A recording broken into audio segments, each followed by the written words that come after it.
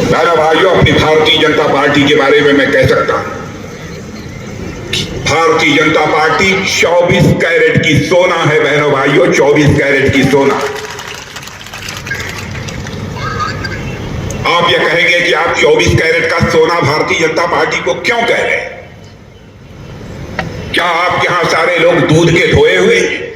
मैं यह दावा नहीं करना चाहता कि भारतीय जनता पार्टी में सारे लोग दूध के धोए हुए हैं, लेकिन इतनी बात मैं दावे के साथ कह सकता हूं, भारतीय जनता पार्टी से हिंदुस्तान की एक ऐसी राजनीतिक पार्टी है, जब भी चुनाव आता है अपने घोषणा पत्रों में जो भी वादे करती है वह भारतीय जनता पार्टी अक्षरशः अपने वादों को पूरा करती है। बहनों भाइयों, जो हम कहते हैं वह हम करते हैं। हमारी कथनी और करनी में कभी अंतर नहीं रहा है। इसीलिए मैं कहता हूं कि भारतीय जनता पार्टी एक 24 कैरेट की सोना के समान है। मैं यह दावा नहीं करना चाहता कि भारतीय जनता पार्टी में कोई झूठ बोलता ही नहीं है। होंगे ऐसे व्यक्ति हो सकते हैं, लेकिन जहां तक पार्टी का सवाल है बहन भाइयों, पार्टी पर भारत ही नहीं दुनिया का कोई व्यक्ति उंगली उठाकर नहीं कह सकता कोई दाग लगी हुई है। कांग्रेस पार्टी को तो मैं कहता हूं अब यह जंग लगा हुआ लोहा है। 50 वर्षों तक इन्होंने हिंदुस्तान में अखंड हुकूमत की है। क्या भारत को शिखर तक नहीं ले जा सकता था? 50 वर्षों का समय यह कम था? लेकिन आपने देखा कि हमारे प्रधानमंत्री मोदी जी ने 10 वर्ष के अंदर बहनों भाइयों करिश्मा करके दिखा दिया। कोई माने या ना माने, सारी दुनिया मानती है 10 वर्षों के अंदर भारत का कद सारी दुनिया में ऊंचा हुआ है। पहले हम विदेशों में जाते थे, यदि हम कुछ बोलते थे हमारी बातों को जिस गंभीरता पूर्वक लिया जाना चाहिए अंतर्राष्ट्रीय मंचों पर नहीं लिया जाता था। लेकिन आज यह हम अंतर्राष्ट्रीय मंचों पर कुछ बोलते हैं भारत के प्रतिनिधि के रूप में। बहनों भाइयों, सारी दुनिया कान खोलकर सुनती है कि भारत बोल क्या रहा है। यह भारत की हैसियत सारी दुनिया में बनी है। 50 वर्षों के शासनकाल में यह कांग्रेस पार्टी नहीं कर पाई, उसको करके हम लोगों ने दिखाया है। हम ऐसी राजनीतिक पार्टी है, भारत का विकास भी करना चाहते हैं, लेकिन भारत की विरासत को भी हम सुरक्षित रखना चाहते हैं। आप ये कहेंगे कि विरासत को कैसे सुरक्षित करेंगे आप? मैं बहुत सारे मंदिरों का, बहुत सारे पुरातत्व शेष, उनके जीर्णोद्धार का, उनके उत्थान का जो काम किया है उसकी बहुत विस्तार में जाकर यहां पर चर्चा नहीं करूंगा। मध्य प्रदेश में स्थित बाबा महाकाल की नगरी की यहां पर मैं चर्चा करना चाहूंगा। कभी पूरी दुनिया के लिए काल गणना का, समय की गणना का केंद्र कोई नगरी हुआ करती थी तो बाबा महाकाल की नगरी हुआ करती थी। इसके महत्व को कांग्रेस की सरकारों ने भुला दिया। मोदी जी की प्रेरणा से पहली बार ऐसा हुआ है कि पहली विक्रमादित्य घड़ी फिर से महाकाल की नगरी में स्थापित हुई है। बहनों भाई, यह भारत की समृद्ध विरासत की याद दिलाता है। वहीं यह उस कालचक्र का भी साक्षी बनेगा जो भारत को विकसित भारत बनाएगा। इसलिए मैं कह रहा हूं हम विकास भी करते हैं और साथ ही साथ अपनी विरासत को भी हम सुरक्षित रखते हैं। और ऐसी सरकार के ऊपर कांग्रेस के लोग तरह तरह के आरोप लगाते हैं।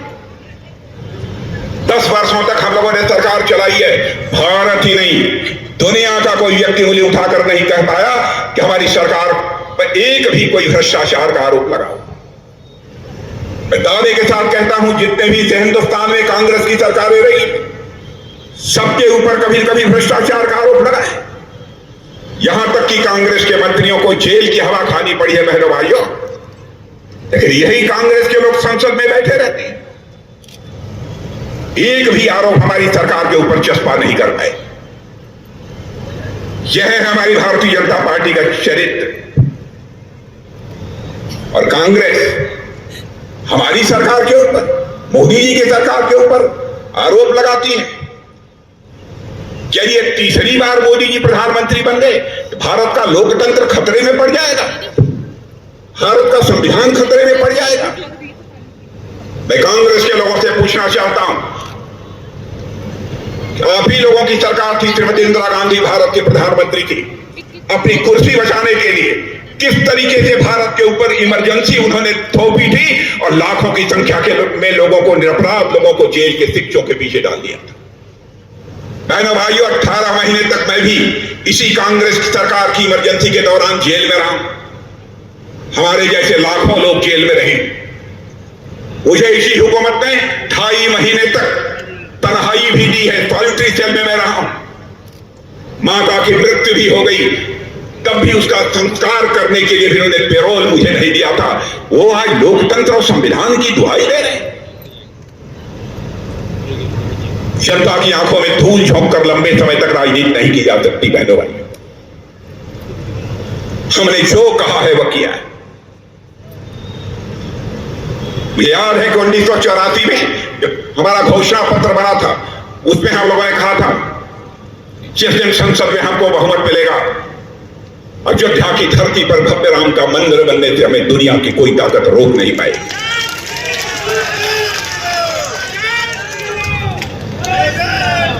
आपने संसद में बहुमत दिया, ईश्वर की कृपा थी, भगवान राम की कृपा थी कि अयोध्या की धरती पर उसी भगवान राम का भव्य मंदिर बन गया। और आज मैं मध्य प्रदेश की जनता को इस विशाल सभा के माध्यम से संदेश देकर जाना चाहता हूं। भगवान राम अपनी झोपड़ी से, अपनी कुटिया से निकलकर राजमहल में प्रवेश कर चुके हैं। भारत में राम राज्य का आगाज होकर रहेगा। बहनों भाई, मैं दावे के साथ कहता हूं, भारत छोटी छोटी बातों की चिंता बराबर हमारी सरकार ने बहनों भाइयों की है। सड़कों का जहां तक सवाल है, 10 साल पहले आपने सड़कों की हालत देखी होगी और आज आप सड़कों की हालत देखेंगे, आपको जमीन आसमान का अंतर दिखाई देगा। कांग्रेस के लोगों से पूछिए ईमानदारी के साथ, जब आपकी सरकार थी तो प्रतिदिन 7 किलोमीटर 8 किलोमीटर नेशनल हाईवे बनती थी। क्या कारण है कि मोदी जी के आने के बाद यह नेशनल हाईवे 38 से लेकर 40 किलोमीटर प्रतिदिन भारत में बन रही है? करिश्मा हो रहा है भारत में।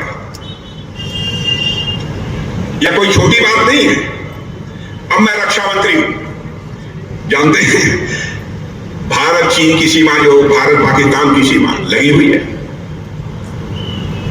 कांग्रेस के जो रक्षा मंत्री हुआ करते थे वह कहते थे चीन की सीमा पर सड़क बनाओ, न कोई बुनियादी ढांचा का विकास मत करो, इंफ्रास्ट्रक्चर डेवलप मत करो, वहां पर पानी होने की भी व्यवस्था मत करो। सीमा के पास भी हमारे भारत के रहने वाले लोग तो हैं, रहते हैं, लेकिन सड़क मत बनाओ, बिजली मत लगाओ, कोई सुविधा मत दो। होगा यह कि चीन के लोग सीमा क्रॉस करके भारत में आ जाएंगे और चीन अपनी तरफ सारा काम कर रहा है। और कांग्रेस के लोग चुप्पी सारे बैठे थे। बहनों भाइयों, हम लोगों की सरकार आने के बाद मोदी ने कहा कि राजनाथ ये रुकना नहीं है, हम भी सीमा के पास बुनियादी ढांचों का विकास करेंगे, हम भी बिजली लगाएंगे, सड़क बनाएंगे। बहनों भाइयों, आप यदि जाना चाहते हैं तो सड़कों के माध्यम से सीमा तक जा सकते हैं। सीमा के पास रहने वाले गांव हमारे यहां अंतिम गांव नहीं है। कांग्रेस इसे अपने देश का अंतिम गांव मानती थी, लेकिन हम सीमा के पास रहने वाले अपने गांवों को पहला गांव मानते हैं। बहनों भाइयों, पहला गांव। और आपको आश्चर्य होगा, तो गोले, बम, मिसाइल, बंदूक, फायर राइफल्स वगैरह, फाइटर प्लेन बराबर है दुनिया के दूसरे देशों से हमारी सरकार आयात करती थी, मंगवाती। हमारे प्रधानमंत्री ने कहा कि यह सिलसिला बंद होना चाहिए, यह सब चीजें भारत की धरती पर बननी चाहिए, भारतवासियों के हाथों से बननी चाहिए। और 7-8 वर्षों के अंदर यह करिश्मा हुआ है। बहनों भाइयों, आपको आश्चर्य होगा, हम लोग पहले केवल 600 करोड़ रुपए की छोटी छोटी चीजें कुछ कमजोर देशों को भेज देते थे। आज हम फाइटर प्लेन भी भारत में बना रहे हैं, भारतवासियों के हाथों से बना रहे हैं। हम ब्रह्मोस मिसाइल भी भारत में बना रहे हैं, भारतवासियों के हाथों से बना रहे हैं। और केवल भारत के भारतीय सेना के जवानों को ही मुहैया नहीं करा रहे हैं, बल्कि दुनिया के दूसरे देशों को भी हम ब्रह्मोस मिसाइल और फाइटर प्लेन बेच रहे हैं मेरे बहन भाई। 31,000 करोड़ रुपए से अधिक का अभी एक्सपोर्ट किया। यह है भारत की ताकत। भारत एक कमजोर भारत नहीं रहा है, भारत अब ताकतवर देश बन गया है। दुनिया के राष्ट्राध्यक्ष भी कहते हैं 21वीं सदी इस दुनिया में किसी की होने जा रही है तो भारत की होने जा रही है। 21वीं सदी उज्जवल सदी होगी, दुनिया में किसी देश की होगी तो भारत की होगी, यह लोगों का विश्वास है। ऐसा नहीं है कि हम लोगों को कभी विफलता न मिली हो, ईमानदारी से मैं कहना चाहता हूं, हम लोगों को भी कभी कभी असफलता मिली है। अब ये चंद्रयान 2 की मैं आपको याद दिलाना चाहता हूं। चंद्रयान 2 हमारे वैज्ञानिकों ने हमसे जुड़े रहने के लिए हमारे YouTube चैनल को सब्सक्राइब करें और नई वीडियो की नोटिफिकेशन के लिए बेल आइकॉन को दबाएं। अगर आप ये वीडियो Facebook पर देख रहे हैं तो लाइक जरूर करें और ज्यादा से ज्यादा शेयर करें। धन्यवाद।